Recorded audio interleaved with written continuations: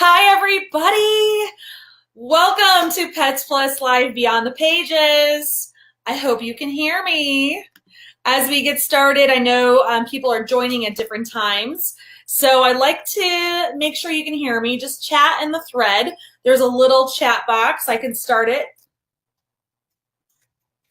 I'll start with my first chat there so that I know that you can hear me. Please let us know what business you're from and where your business is. Oh, great. Barb's joining us. Awesome.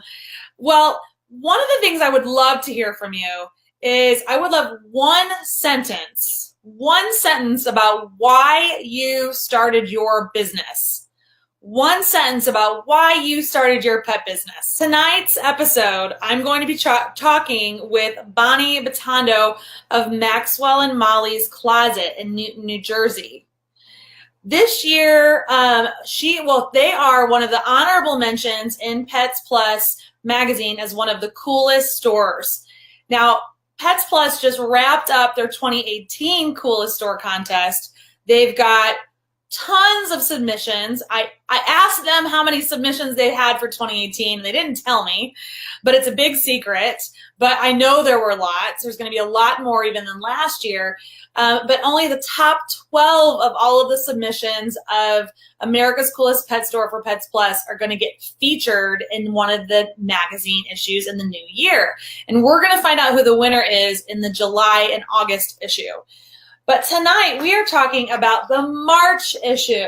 Sorry, not March, it's April. It's April already. The April issue of Pets Plus, which happens to have this very regal looking cat on it. And in this issue, Bonnie and her business, Maxwell and Molly's Closet, is one of the features. Here, we've got the article right there. Now, let me see. Are you guys telling me why you started your business? Eleanor doesn't hear anything. Maybe that could be your mic. Can everybody else hear me? I think you probably can, but if not, let us know. So no one's told me. No, I haven't seen a single sentence about why you started your businesses, guys. This show is interactive. I want to know what you're thinking, what you're going through, because this show is where you get to get access to me, access to our guest experts, access to the Pets Plus people. You get to chat directly in the feed so that you get to go beyond the pages of the magazines. That's what this show is about. I'm your show host, Candace D'Agnolo, pet business coach and consultant for Pet Boss Nation, as well as a regular columnist for Pets Plus. And like I said, in each episode, you get to go on a journey with us beyond the pages of these magazines, where we connect you directly with the experts, directly with the contributors, so that you can tap into their brilliant minds for awesome, awesome content.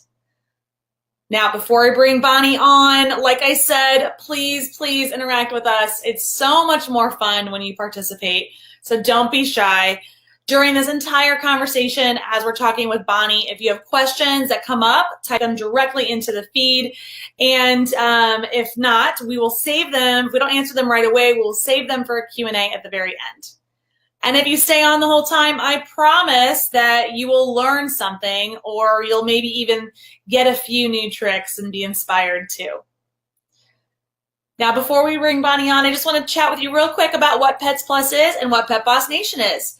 Pets Plus is one of the newest pet publications in the pet industry.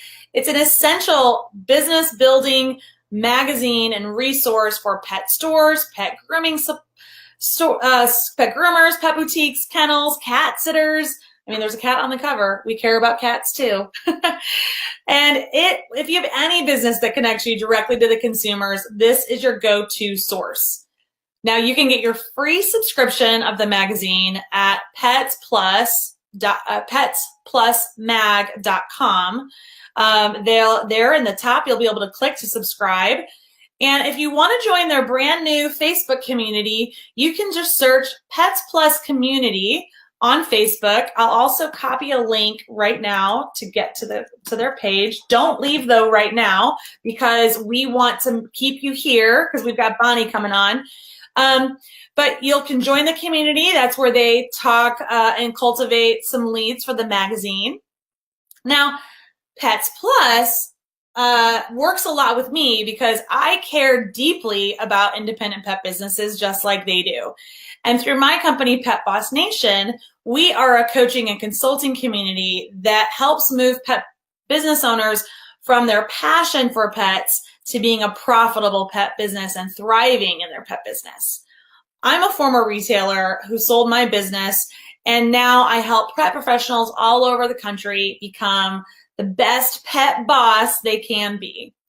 And to learn more about our signature program, which is called the Pet Boss Club, I would love for you, again, after we're done here, to check out petbossclub.com because the petbossclub.com is a group coaching program where we give you a monthly jolt of forward motion to growing your business.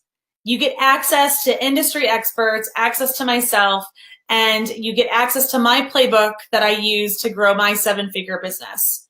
Enrollment to my club only opens every 90 days, and I would love to have you guys in it because enrollment closes on Monday, April 9th. So go to petbossclub.com to learn more. All right, are you ready? I know we have a lot of Bonnie's fans watching tonight, and you're going to hear why in just a minute. So my guest tonight is Bonnie Bitondo. Bonnie Bitondo is the founder and the owner of Maxwell and Molly's Closet in Newton, New Jersey. She began her journey 14 years ago. Now I'm going to let her tell you her origin story, just how I've had you guys chat in the thread there about your origin story. I'm going to let her tell you hers, but it's given rise to her mantra, premium products for precious pets.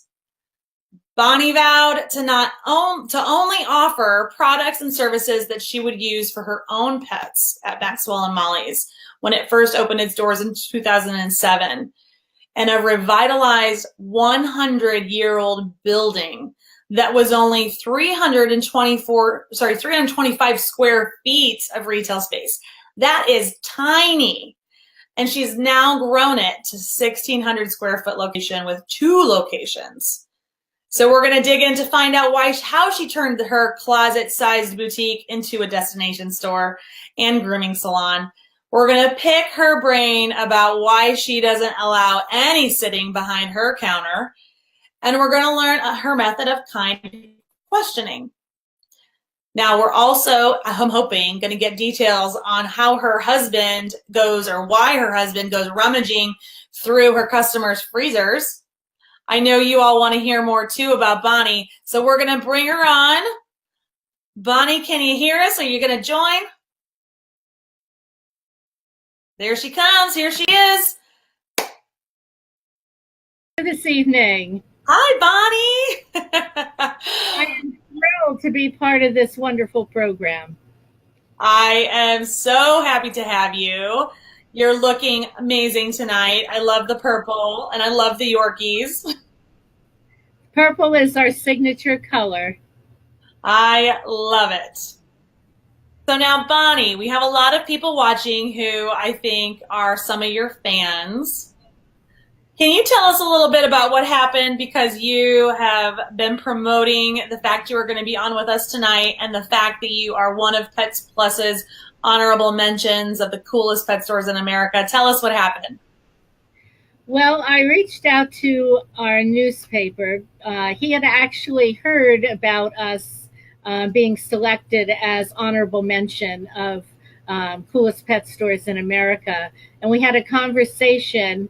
And then when this came up with the wonderful program we're doing tonight, we decided that would be a great time to promote it in the paper, because we are a little tiny rural county, Sussex County, and Newton is tiny. It's a county seat, but we're only about 10 or 12,000 people in the entire town. And for us to have such a distinction, I just felt it was a feather in the cap, not just for me, but for the entire town. It is very difficult. It's been a rather difficult economic few years for our county. We were slow to come out of the recession.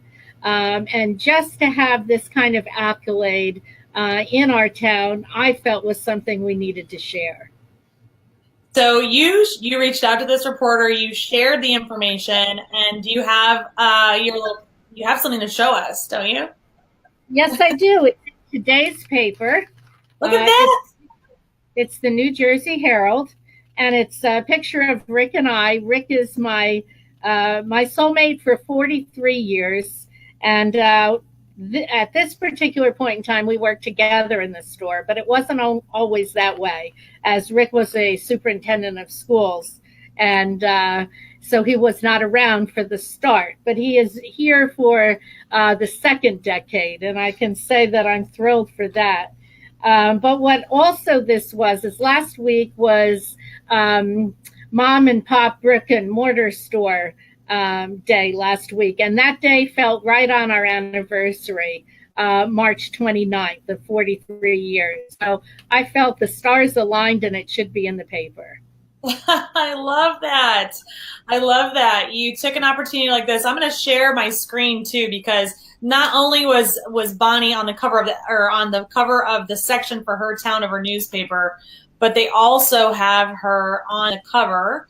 I think I can share my screen now here. They have her right on the homepage. I'm at the njherald.com. They're right there. Let me click over to this. They're right here. And if you click into this, you get to see that lovely picture of her and Rick in her shop. And I'm sorry? Yes, Rick in her shop. And down here they've got this whole description of how they won the contest and how they're going to be on tonight's show. And I love that what Bonnie did here with this is oh, I'm getting a little bit of feedback. That's what's going to happen. I'm going to stop sharing my screen. Okay.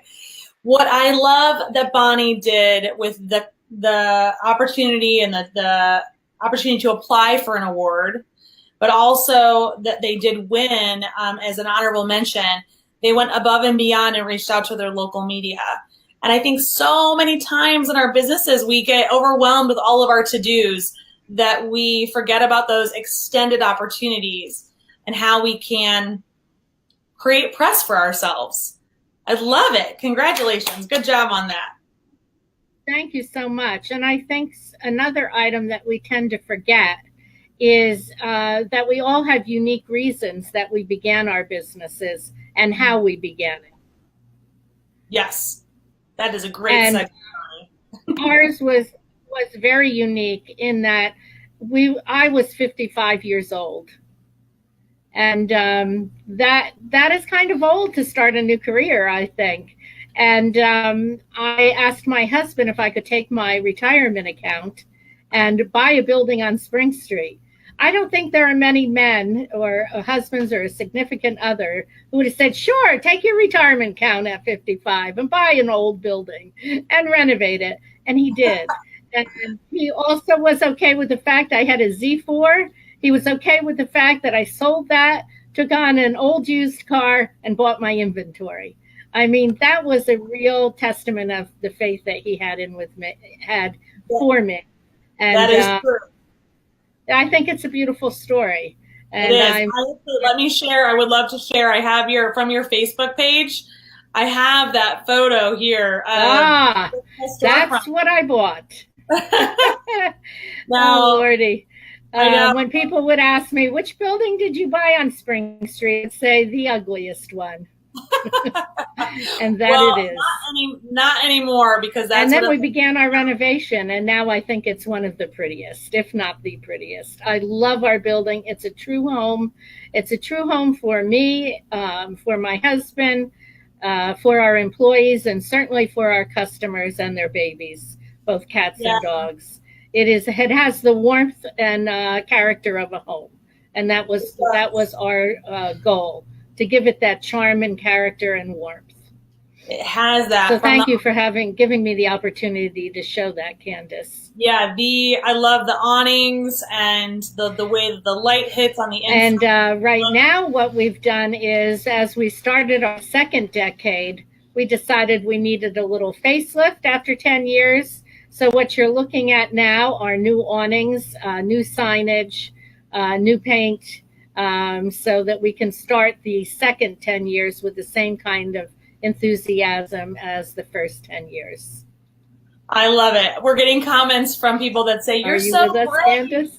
I'm I sorry. can keep going. I love to talk. Can you not hear me? Oh no. Okay. So can you, Okay. I can hear you. Can anyone, I'm sorry. Can anyone hear me? So another interesting fact Oh, when we opened our oh no, store is it wasn't but a few months when the economy I know. tanked. So we Wait, had to take that new information of the economy tanking and take it and assess our goals and how we were going to accomplish goals. you can't hear And me. so one of the things that we did was with the economy being in a very precarious position, we decided it probably wasn't the time to be selling $60 dog dresses and expensive hand thrown pottery bowls. And so we began to take a significant look at food. And instead of just having a limited amount of food, we focused on food.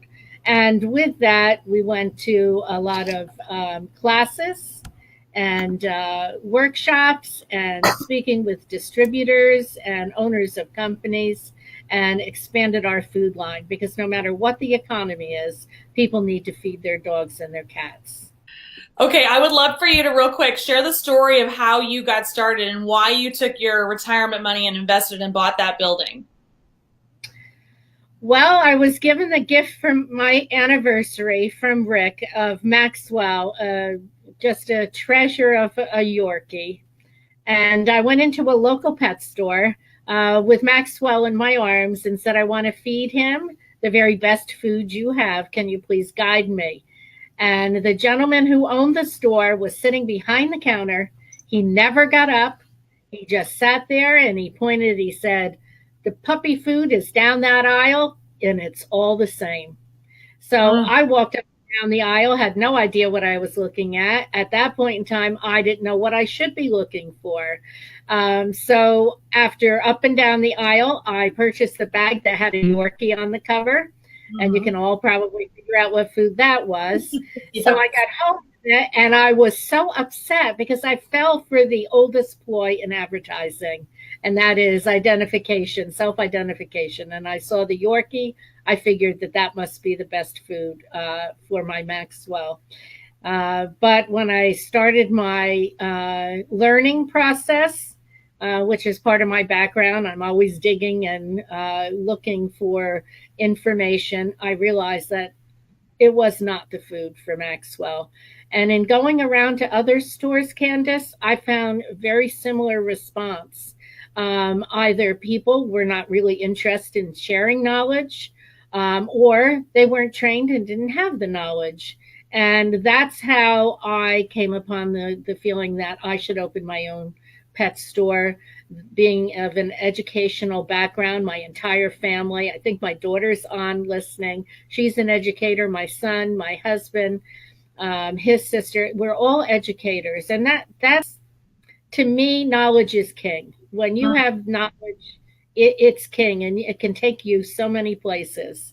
And so I decided that's what we were going to do. We were going to open a store where knowledge is king, and we try to transfer that knowledge to the people who walk through the door. That's our job. That's what we care about, bettering the lives of cats and dogs through knowledge. And it's not through ringing the cash register. When people understand that you care about their pets, they will support you and they'll be loyal to you, and you'll never have to worry about the cash register. And that makes me happy. I don't want to have to worry about money. I want to work with people and bring the best that we can. And that's what we do here. Yes. So how do you as the owner relay that philosophy to your team? Because you can't always be there. So how do you get your team to have that same belief? We have dinner workshops, and I find people relax and become a team over food. So I feed them. It's plain and simple. I feed them. I invite distributors. I invite reps. We eat. We chat. We ask questions. We bring up different issues that have come up and how might we solve these issues. Mm-hmm. People relax and come together as a group over food. So we Yes, do a lot of eating. got it. I love it. Now, you also have another rule, and I mentioned it at the beginning, but it's the no standing behind a counter rule. Now, I had a similar rule at my store that there was just no sitting behind the counter. So I never had any stools, and definitely didn't come with its complaints. I had a lot of the team would be frustrated that they had to stand all day in my store. But so how do you motivate your team to come out from behind the register?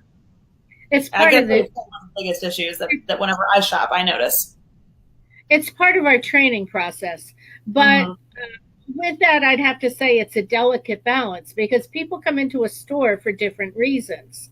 Some people just come in to browse and they don't want to be followed around the store like you're afraid that they might do something disrespectful. Mm-hmm. And other people come in and they're just a little timid initially to ask a few questions. So you have to give them a little bit of time to get the lay of the land, point them into the different directions of the departments in the store and find out a little bit about their pets, and then send them on their way and tell them that with any questions, please holler for me because I'm here to serve you. And I find that after just a few minutes then in the store, they will ask a question. So it's a delicate balance of giving people the private space to look and then knowing when it's time to step in and dig for those questions. And that's the detective part of the work because Mm-hmm. sometimes people who are just killing time, and then you have people who have come in because they really want help. Right. So one of the things that you mentioned also is that you have this handshake approach.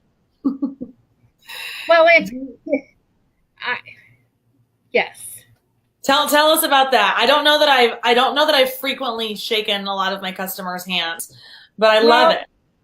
we do. It can be different things. Some we just approach with a smile. Some people, I love to put my hand out and welcome someone to the store. That's my favorite. And often upon leaving, they'll get a hug from me. Um, that's just who we are. It's just who we are. Period. We're an interactive store. We're getting to know our customers and their needs and how we can best help them is very, very important. And that's why our store feels like a home. Because Yeah, you said that. You said about how you like your store feeling like a home. It's like, well, if you're going to have guests over for dinner or for a party at your house, you're going to treat them like guests. yes, yep, that's actually how I feel about it. This is a home. I This love is it. a home. Now, I don't know much about your kind questioning method. Is this a practice you formally employ and teach your team? Yes. Please I can share. be very We would love to know all the secrets. I can be very pointed, and I realized early on that that doesn't really get you anywhere, making someone feel uncomfortable. So the kind questioning is if I ask them what they're feeding their pets, and it's not a food that I support, and for reason of the ingredients or the company, I think it's important that I don't say, oh God, no, here, we have much better food. But to Mhm. say, I'm not really familiar with that food as much as I would need to be. Let's take a look at it on the computer. Let's look at the ingredient panel together. And we'll go through the ingredient panel. And I'll say, oh, this is a good ingredient. I'm happy to see the fresh meat in it. Oh, well, it does seem to have a lot of carbs. And that can cause a weight issue. It can cause diabetes. So we'll have to be careful about that. And I'll go through the ingredient panel, pointing out areas that it excels and areas that make it so I wouldn't have that food in the store. But I've done it in a way I think that's kind and informative. Again, the premise of educating. Um, and then you can say, now I have foods in this store that have less of a carb base or less grain. Um, and I'll bet that they're not going to cost you any more because you're going to feed less because of the protein content. And I'll give you samples of that and take it home, try it. And yeah, I'm thinking about the pet parent, I'm thinking about the pet, and I'm not thinking about the cash register because I'm sending them home with free samples. Yes. And they respect that. They respect that. I love, and I'm getting a little feedback, so hopefully no one else is hearing that. But what I love about the kind questioning concept is that you're not only you are educating them, but you do it from such a positive place.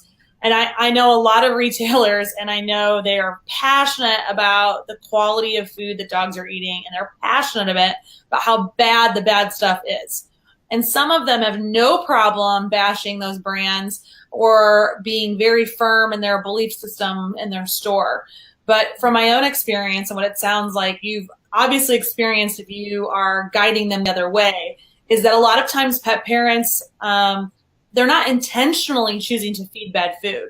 So if you come at it strong like that, like, well, why would you feed that? Like, that's crap, that's garbage. That's going to make them feel bad, and they don't want to be a bad pet parent. So what I love about your strategy is saying, I don't actually know a lot about that brand, so let's look at it together. And I'm gonna, and then you point out some of the good and the bad, because it's really important that you help the pet parents, guide them on their journey to being a better pet parent, instead of making them ever feel bad for choices that they've probably heard from their veterinarian or their breeder or friends at the dog park.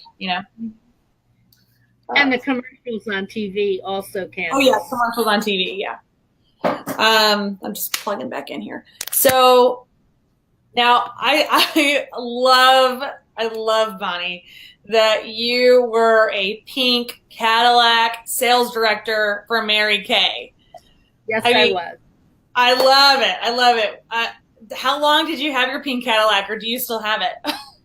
Oh no, I was with Mary Kay Cosmetics for 15 years, and I was a Cadillac winning director and in the National Court of Sales for Mary Kay. Congratulations. Thank you. And it was a fun time for me. I went out and worked at night, and when Rick came home from school, and he took care of the children, and I went out. And that's how we formed our life, so that the children didn't go into daycare. As opposed to teaching, and then the children would have had to have gone into daycare. So that was a choice that we made. And I'd have to say that my experiences in Mary Kay actually gave me more of a foundation for my store than teaching, because there were more similarities. Number one, in teaching, I was teaching little children, and the interaction is very different than working with adults. And so with Mary Kay, me teaching skincare, it was how to gently, again, allow women to absorb the knowledge on how to care for their skin and sunscreen. Because again, this was back in the 80s, and sunscreen wasn't really used by a lot of people. Skincare lines weren't really used by a lot of people. So it was truly educational. But the foundation of Mary Kay's business was that do unto others as you would have them do unto you. And that premise that I operated for 15 years with is really a premise that we have in this store. And I've carried that over. I learned so much in my, and I think probably all of us can say that, Candace. Everything you do is knowledge for the future. It is a cumulative, life is cumulative, and you add layer upon layer upon layer of knowledge and experience that just takes you further the next time you step out the door. And I am very grateful for my 15 years in Mary Kay. Were there strategies that they teach you in direct sales that you've been able to apply to your store? Um, yes and no. I think just relating with people, um, and being able to talk with confidence. And one of the things that I have taken from Mary Kay to this is to be able to say, gosh, I don't know the answer to that. That is a fantastic question. Let me find out about that and get back to you tomorrow. And I learned that in Mary Kay that we can't know everything. We're not the scientists behind manufacturing the product line, and people will respect that more than to give a partially a correct answer that is really not the full knowledge that the person was wanting, or it's not respectful. It's not respectful to guess at something and pass it off as the answer. So I learned that in Mary Kay, to say, gosh, that I never thought about that. That is a fantastic question. Let me get back to you after I speak with I love what you just said. I think that's a really powerful statement of like, it's not respectful to pass on, to not pass on the correct information or to just glaze over finding an answer for them. You know, we had our own scenario recently. We've got a handful of new hires at my doggy daycare. And there's a scenario where, you know, a customer came in, and it's not even a customer, but someone who lives in the neighborhood. And they presented some news to one of the front desk people, and that's a new employee. And she said something, and she didn't notify a manager. She didn't know. She just acted like, you know, she just had the answer. And it wasn't the right answer, and management needed to be notified. And it was one of those situations again where, or not again, but one of the situations where we should have been a little, probably during the training process, more stringent on, hey, you know, if you don't have an answer, it's okay to say you're going to look into it. You're going to help them because it's helping the customer. It's respecting the customer. So your point of view just said. I think that if we can all, as business owners, relay that to our teams, that it's disrespectful to not help them, I think that'll go far. It's much harder to backpedal than to tread water and then move forward the next day.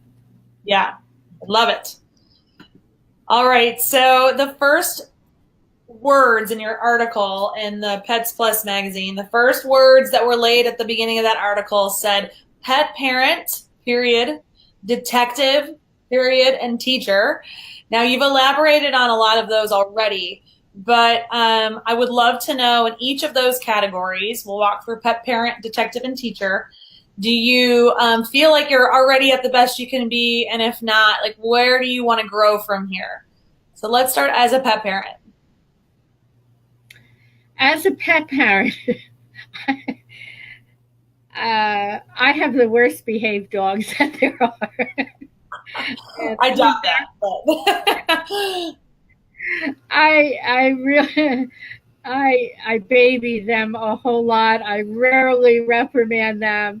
To me, they're just adorable, and they're not too often in the store because when they come to the store, they don't think any other dog should be here but them because it's their store. So I would say if I had it to do over, I would have changed the education that I gave them so that they would be better guests in other situations. They're wonderful in our home, but out of our home. So I have a lot of room to grow. I was the typical grandma. No, I love it. So now with I guess sorry. Well, the other question I want to know about each of these two is like, what would be a good starting point for someone who's just starting out if they wanted to become a better pet parent? Where do you think they should start? I feel that teaching some of the basic commands is really important, and knowing that they're going to respond routinely correctly. And that's not only so they can be better citizens wherever they are, but it's also their safety. I can't be assured that if I yelled stop or come or whatever, that my dogs would do it. And so that is a safety issue. Right. So right. I think we could have done a much better job at that. Okay. Now on to the detective in you. I'm a great detective. You're a great detective. Yes. Yes. Because I love to talk to people and I like to ask questions. So I'm a great detective. And it comes, my dad was a detective. So I learned a little bit of it from him. Like But really detective? what's that? Like for real, like a real detective, or was his personality trait? He was For a real detective. But where that is so necessary is with health issues related to food. Uh, it, that you need to do a lot of detective work because people will say, they'll come in and say, oh, we talk a lot about poop in our store. Poop that they're constipated or that their poop is loose or so that's an example. They'll come in and say, "Oh, my dog's poop is always so loose. Every time I feed him good food, it's loose." And I'll say, "Well, what food are you feeding?" "Oh, I can't remember, but it's a really good quality food." So the question is, well, where do you buy this food? Right. Because that tells me a lot about how good that food is. But to dig deeper, some people may think that food is all that is important, the meal. But what kind of treats are you giving? Where do you get those treats? What's in the ingredient panel? Who else is treating the dog? Or do you take him out in the car and the bank person is giving a treat, the gas station's giving a treat, where you're going is giving treats? Do you feed anything from the table? I had one dog that was on our food and a really high quality food, and the dog had real health skin issues. And in it came to be that every afternoon the dog and she sat on the lazy boy and watched a show, and they shared the potato chips every day. Not good for us too. Yeah. You know, that and done. There was the detective work. That was the problem. Take that away. Problem solved. Right. And it's talking. Talking. I like that. Now on the teacher aspect, as far as a teacher, do you feel like you're one of the best teachers? I think I'm a really good teacher. I think I'm a really good teacher because I'm empathetic. Okay. I'm empathetic. I'm patient. I'm very caring, and I can very easily put myself in another person's shoes and offer a best solution for them in their scenario, in their life, and take me out of it. And I think that's part of being a great educator, is looking at things from the perspective of the guest. I love that. I actually had a situation today with one of my team members, and I could have brought in some of that Bonnie wisdom because I am definitely not patient. So that doesn't make for a good teacher. So I think that's something that grows and expands the older you get, actually, because you learn the more years you've spent here on this earth that there's a lot of things you can't control. And there's a lot of things that go on in people's lives that you don't know about, and that are difficult. And empathy and patience is very, very important because we don't know what goes on prior to them walking through the door. We don't know. And so it's very important to be patient and empathetic. And that's part of being a great teacher. I love that, Bonnie. Okay, so now with the time that we have left, I would love to dig into the concept of how you expanded your locations. Um, Ah, I know, I know. I've had, from my own experience, we've been having some conversations with our Pet Boss Club members recently that are um, very successful in their individual locations, and they're ready for that next step, and they're curious how to expand or open their next locations. So for you, it sounds like you had two scenarios. One, it was you expanded from your small space, and then also you have another location. Tell us a little bit about the process of just expanding the initial location. Well, I think in looking back, I probably would do it differently. Okay. If I had that to do over again, I did the expansion of the original closet and the opening of a second store all in the same year, and Okay. that was very stressful, both financially and time wise. Getting the right staff in place for both, getting the products in place, because when you go from 325 square feet to 1600, you need a lot more products. And you Mm-hmm. can't just throw anything in that space, because we are premium products for precious pets. And there's nothing in here that my dogs and cats wouldn't eat or use. So you just don't go bing, bing, bing, bring me that in and that'll fill this wall. It's a lot of investigating and getting to know your product lines, and who best to help you but your reps and your distributors, if they are true partners in your business. But if I had that to do over, I would have probably separated those two with some time. Mm-hmm. Actually, since you brought it up, I'm going to give, it looks like just coming up as on the thing is C. Mel. Charles, I guess Charles. We brought up distributors and reps. He said that as one of Bonnie's vendors, she makes me step in line and support her mission. And Yes, I'll tell you, true. not many vendors of the clients that we have on our show up to watch. So that is a testament to how you are a detective and how you teach and how you treat people. I love it. And you know what else, Candace? You know the patience that I say that I show to the guests in my store. I don't always show that to my reps and my distributors if their product line is falling short of my expectations. Yeah. So that being said, I thank Charles so much. He is a wonderful partner.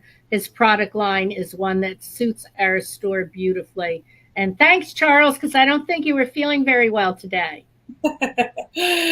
Also, Elizabeth, she's located in Pennsylvania. She says that she's not too far from you and she's going to come visit soon. Oh, I'd love to see her. It's not, we're alone in our stores so much. It's nice to see other people doing the same things we're doing That's and be right. able to have conversations. Yes. And then Anne, she says she was a teacher too, and that retail is a classroom. I agree. I I agree. agree. I love that. I'm going to incorporate more of that too in my business. So, if anyone that's watching has questions for Bonnie, please type them in the chat and we will expand and elaborate for you. We have about 10 minutes left in the show tonight, so type your questions in the chat feed. And while we wait for your questions, I would love to also learn more about some of the struggles that you've actually shared with me ahead of time. You have a struggle that I think can be common depending on the name of a business. You know, I guess the struggle for you was that everyone assumed, or the impression was, is that you were only for small dogs. At my former retail location, it was called Dogaholics. So, of course, people assumed we didn't have cat stuff, which we had a selection of that. So how have you been able to address that situation, or did you just embrace it? I did not embrace it. I've been battling it since the day we opened our doors, because you cannot ignore half the population. Um, at least I do not feel that you should ignore half the population. Big Mm-hmm. dogs, small dogs, cats, and all of that was kind of closed out of our branding with Maxwell and Molly on our brand. And again, because I'm an educator and I did not have a business background, that is a mistake that I made. And we are constantly battling that, and we battle it both with the classes that we teach and the advertisements that we do, the signage we put in our windows, the ads we put on our radio and TV. It's a constant backpedaling really for our brand to let Mhm. people know that we are here for the big dog families as well. In fact, we've just added a new department in our store. I love it. Large breed, multiple dog families. And this is a whole department in products especially for them. I didn't realize it would be showing. Is that backwards? No, it looks great. I'm curious Share. though, what do you put in the multi-dog family section? We have lower cost food and with larger bags, Okay. uh, so that they're not running to the store every 2 weeks for a new bag. And another thing that we have done to help, well, a lot of our. Were you going to ask me about how we keep up with the internet and the big box stores? Because I think that's such a pressing question It today. is. It is. We have something about online delivery is a question up here too. Before I Yeah. get to that, why don't you tell us how you keep up with Well, internet stuff? I think it's difficult. It is really difficult. You have to watch the products that you bring into your store. You have to see, are they sold on the internet at prices you can't compete with? I've made that mistake sometimes, not doing a thorough research on all the internet sites. And one product line was selling it on one of the internet sites for less than I can buy it for. You can't win that way. So that's step one, is checking out the products that you're going to carry in your store that you can compete with them price wise. Because I say knowledge is key, but people today, also price point is very important. Mhm. The second thing is you have to think about what they can't do, what you can do that they can't do. And that is those relationships. And that's why I think we have continued to grow. Even after I was told by one of my reps that I won't grow after 10 years, that it will stagnate. No, no, we're growing. See you later, And Rep. we are growing. We are still growing. Well, so the He's two our. questions, yeah. I will him because he is our. He's a great partner to us. Yeah. But yeah, I was like, really? We're not going to grow anymore? Okay, well, we do have some questions, so let's get to our questions here. I think you've touched on that. The first one, Christian has said, "How do you decide what products to bring into your store?" So you've talked about the price, but what other factors do you look at when you look to bring a product in? In our almost 11 years now, we have stuck to very strongly that we will have nothing in here that I wouldn't feed to my pets and I wouldn't have them use. And that's the first But test. what does that I, mean, though? What does that mean for you? what does that mean for me? That What means would if you feed I them? were feeding kibble, is this a kibble I would choose? If I were feeding canned, is this a canned I would choose and why? Yeah, but Does the what are your things? does What the do you not want? Do you want it to be USA made? No, not necessarily USA. Canadian products, Italian products are great. No, not necessarily, but you have to have American made products because there are people that's what they want. I don't necessarily follow that because I know that the Europe standards are much stricter than the United States. So why would I cancel out a European company? So the ingredient panel has to be something that's respectful. I feel strongly that I want them to have their own manufacturing plant because they're there. They're there every day when the ingredients arrive. They're there every day when the machinery needs to be cleaned. There's pride in it when it's your product going through your lines. And today it's kind of difficult, but I do check the recall history. I mean, recalls have been abundant of late, but there are many companies that have stellar recall histories, and I'm very proud that we've had very few in 11 years, very few products taken out of the store. Since we're talking about products too, Jennifer Silverberg wants to know what you'd say your top selling items or top categories are. Do you have your top five? We are over 80% food, and we What? started with Wow. toys, dresses, and dishes. We're over 80% food in both stores, and that's education. That's all you don't need any educational theories and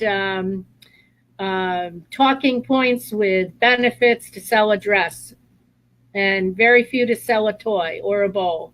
But you need to have knowledge. Again, knowledge is king to sell food. And when you have a lot of knowledge that you can portray to people in a logical, thoughtful, kind way, it'll blossom. It will really blossom. Okay, now we've got Carissa, if I'm pronouncing that right. Carissa or Carissa. She said, I wants to know, how did you start your online delivery? Do you hire your own drivers or outsource? And how do you manage inventory with your local deliveries? Well, Candace, I think you have a picture of our van, don't you? I do. Yeah, let me share my screen. I can get back into that. I think it's this one. I love our van. We've been delivering for a number of years, and just in our regular family Honda. But this van, that's our wonderful holistic groomer. Yes, I'll find it here. We're going to come to it. Going through your beautiful store. There we go. There's our van. I love our van. It is a roving billboard. And that's Maxwell, Molly, and Milo running in our backyard. So you can see I didn't train them well, right? Look at them running very irreverently. That's our logo. That's the awning on our building. So it truly is our third store, roaming 3 counties. We deliver. My husband and I do the deliveries. That answers that question. It gives us a day out of the store with our closet crew not having us breathing down their necks.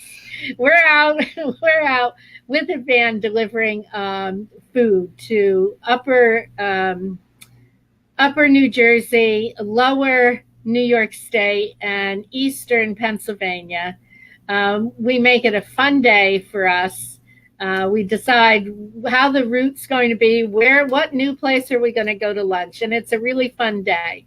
Yeah, and our people.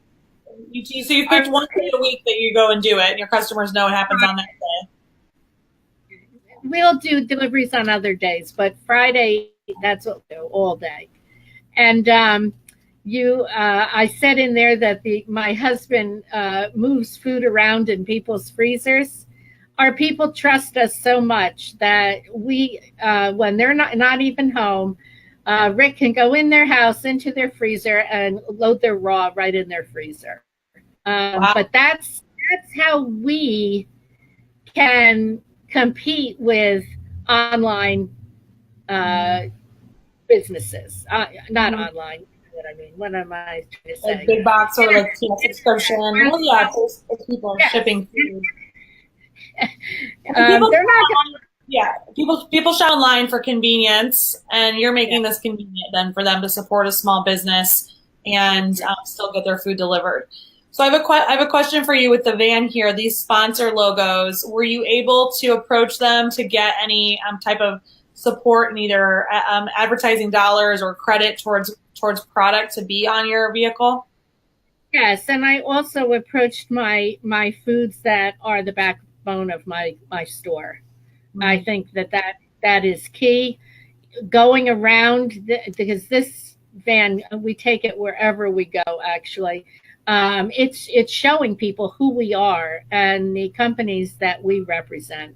Mm-hmm. And that's advertisement in and of itself. They already know eight companies that we represent before they've ever even walked through our door. Yes. Wow. Well, Bonnie, I'm so glad we had you on tonight. We are done with our show. We are out of time now. but you've been just a wealth of knowledge. I know that our audience has really enjoyed speaking with you. And if they want to find you, they can check you out online at maxwellandmollyscloset.com, right? Maxwellandmollys.com. Maxwellandmollys.com. Okay, here it is. I'm going to share it in the chat real quick. Maxwell. I'm sorry? For our second 10 years, we have a new website going up. Oh, yeah? So the website that you see is the one that's under construction. Okay, it's under construction. Brand new. You got a brand new. I hope it's mobile friendly. It is. Okay, good. That is another thing I see a lot as a pet business consultant and working with so many pet business or pet bosses, right? Is that their websites are a little dated now because just the changes of technology. You know, we're wearing so many hats that we built websites when we first opened and we kind of don't think about them again because we're so busy in the store. But it's so important because now everybody is looking at their mobile devices to get information. And so your website has to be mobile friendly. Isn't it true that people don't even have computers anymore? Oh, I mean, no, it's crazy. Technology changes everything. So, well, Bonnie, again, thank you so much for being here. If you'd like to, it's been a total pleasure. So now, thank you to everyone for joining us tonight. I know that your time is very valuable, and I know that Bonnie feels the same way as I do, that we are honored that you've joined us for this evening. And my name is Candace D'Agnolo with Pet Boss Nation, and I truly believe that we are stronger together. So please, if you have other business owners that you know who you feel like would benefit from joining us on these Pets Plus Live Beyond the Pages shows, please invite them to follow us on social media, either Pets Plus or Pet Boss Nation, and to join our communities on Facebook. All right, everybody, we'll have a great night and continue to lead the pack, pet bosses. All right, thanks, everybody.